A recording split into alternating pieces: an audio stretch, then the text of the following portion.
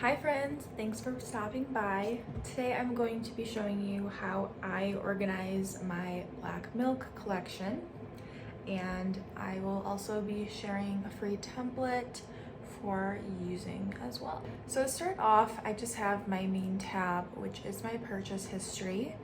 I have everything organized chronologically. I have the sort as earliest on top. As a lot of us know, the oldest are much better quality than what they put out now. So that is why I prefer to have them kind of first and foremost. However, obviously, if you would like to use this method, you can change it to have your newest on the top. So the information that I want to collect is my order number, the day I purchased it, how much I purchased it for, a link to the website if there is one. If there's not a link to the website, then I'm putting a Pinterest link.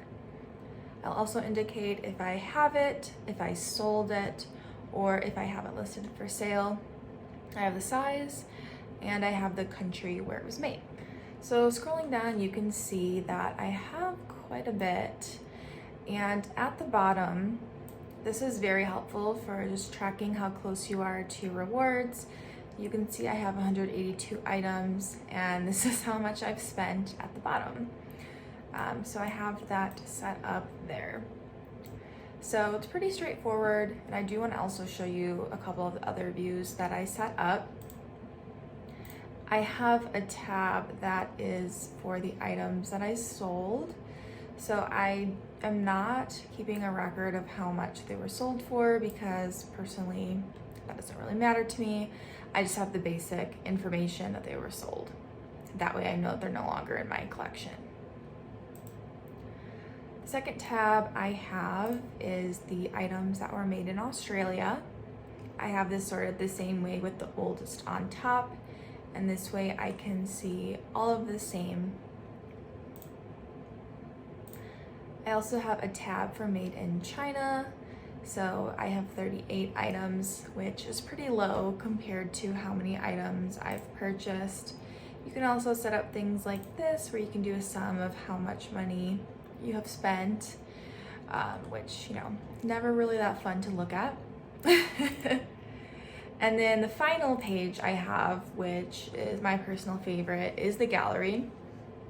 So this is a visual representation of every item that I own. So this way, if you're like, I'm thinking of this piece I have, but I can't think of the name, and this way you can come and just identify it.